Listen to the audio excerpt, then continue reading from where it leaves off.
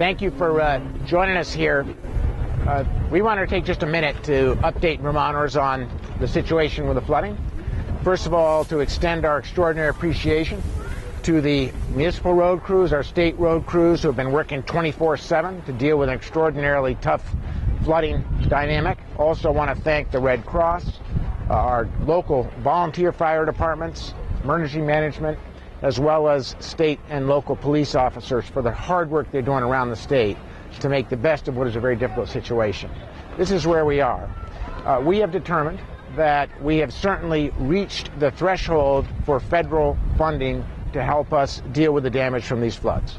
So far, with preliminary numbers, and these will only go up, we've established that we have at least $2.9 million worth of municipal damage, another $622,000 worth of damage to state properties, and as I mentioned, that's a very preliminary number. FEMA's on the ground.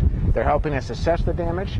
We're going to get federal aid and state aid to the damaged areas as quickly as we know how. I want to say a word about the forecast. As you can see behind us right now, we are still dealing with very high water levels. We're over 3 feet above flood levels. Although there's a very slight decrease over Saturday's reading, we do expect that because of the forecast, we're in for some turbulent times over the next few days. As you know, wind is picking up from the south. High wind is a problem right now. We have heavy rains projected for tomorrow night. The good news, or partially good news, is we expect some of the winds to subside as the heaviest rains hit us, we hope. But obviously, we're in the middle of a crisis. We're not through the crisis.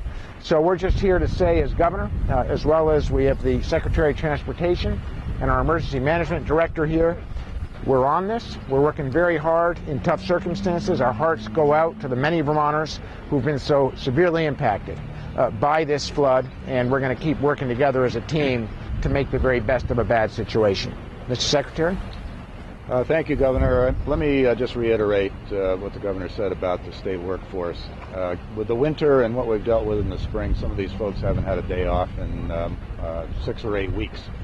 And they're going to stay on the job because this is a dynamic situation. It changes depending on the wind direction. If we get another 1 to 2 inches of rain, we've still got swollen rivers and streams. They're not down to normal yet. That all feeds in the lake. Obviously, this lake has many more sources of water than it does exit points. There's only one exit point, and it's working as hard as it can, but it's going to be a while before that comes down. And as the governor said, we're afraid that it might go up before that happens. So places along the Champlain Islands all the way down to various ferry crossings are in play. If you go down to 125, which has been closed for several days, you've got the temporary crossing where the bridge was. Our crews worked overnight on Friday night to make sure that Route 17 was stabilized. They did a great job down there. That's the sort of activity that'll be going on for the next several days. It's more preventing further damage than it is doing the repairs on damage that we've already seen. But all of that will be calculated into the total loss as a result of this situation. Thank you, Secretary Searles. Appreciative of your hard work and your team's hard work. Mike O'Neill is our Emergency Management Director. Thanks, Mike, for your efforts. And why don't you give an update? Thank you. We're in the process of gathering all of the documentation. We've been in contact with our local emergency management directors. And just while we're talking about that, the real key for Vermonters to remember is that their first link into this system is their local emergency management director in their community, so that we can have a qualified and a coordinated response throughout the state. This didn't develop overnight, and it's going to take some time to unwind. And the key fact for all Vermonters to remember is that we have suffered no significant loss of life. Property can be replaced, lives can. We want to remember to take all the precautions necessary when dealing with high water, whether it's energized electrical equipment or anything of that nature. You know, we need to be thinking about what we're doing and making sure that everybody stays safe. And on that note, I just want to remind Vermonters that as the rains return and over the next several days, you can expect that we're going to see more flooding of roadways. Most deaths in situations like this arise because automobiles are in water where they shouldn't have gone. So just ask you to use your extraordinary discretion. If you see a wet road, a road that's underwater, that hasn't been shut down yet by highway because we haven't had a chance to get there, please use good judgment, use caution. Don't drive through roads that have water on them. Turn around, wait, be prudent. Be happy to take any questions if you have them. On that note, in terms of people wanting to explore these waterways, what would you say to these kids out here now with no life jackets on, checking out the damage? You know, again, we're asking Vermonters to use their best common sense. As you probably know, when we were up in Johnson when we were up in Johnson last week, there was a young person who decided to go swimming in extraordinarily dangerous waters. We had to take emergency management folks that wanted to be dedicating their time to families who were in crisis because of the flood, folks that we had to move out of low-income housing projects. Instead, they were spending hours and hours making an extraordinary rescue of an individual because of a lack of judgment and stupidity. So we ask you to use good common sense.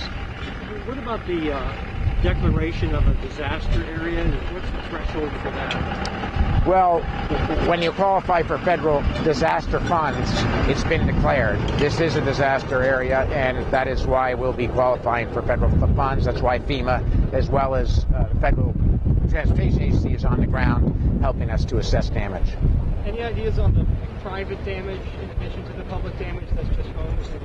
We just don't know the extent of the private damage, and one of the challenges is, you know, there's a real difference between flooding for rivers and flooding for a lake. And the entire lake basin is underwater.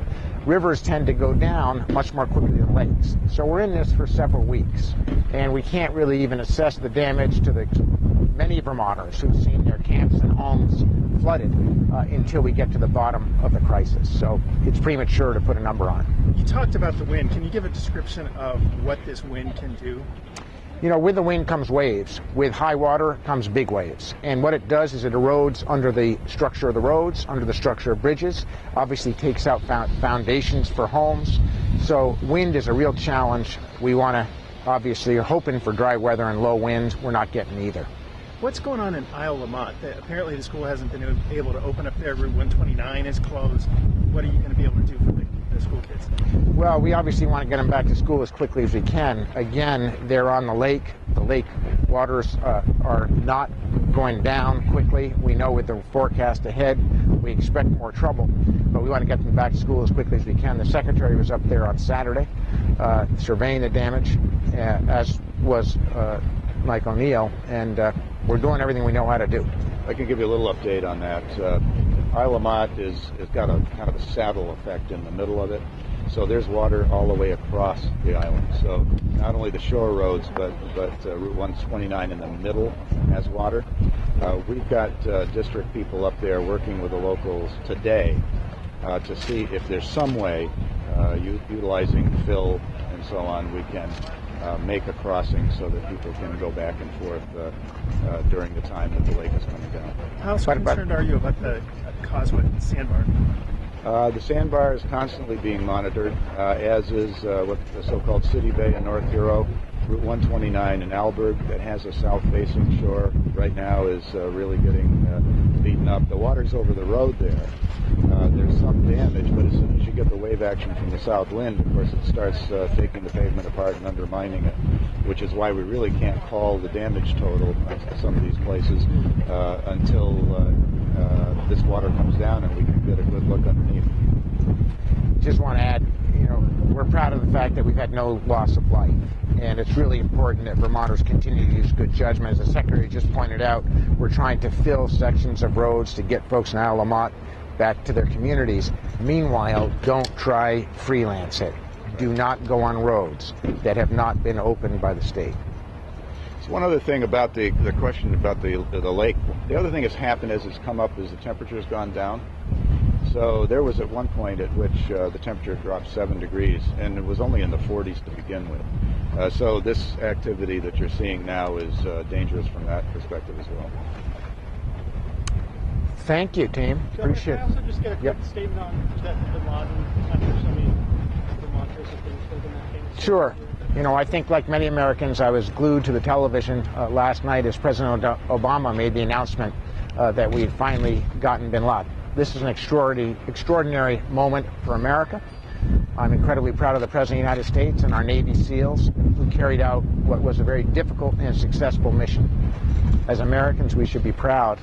My first thought was of the Vermonters, the men and women in our military who sacrificed so much time, so much of their lives, and so much of their future for our safety. And we had more Vermonters deployed overseas than at any time since World War II. I just got to say, I don't think that we would be at this moment of success in the war on terror without the extraordinary dedication of our men and women in uniform in Vermont who have made the ultimate sacrifice and who have done an extraordinary job for us. So it's a tribute to them, it's a tribute to all Vermonters, and it's a tribute to all Americans that we are winning the war on terror and that we've gotten bin Laden.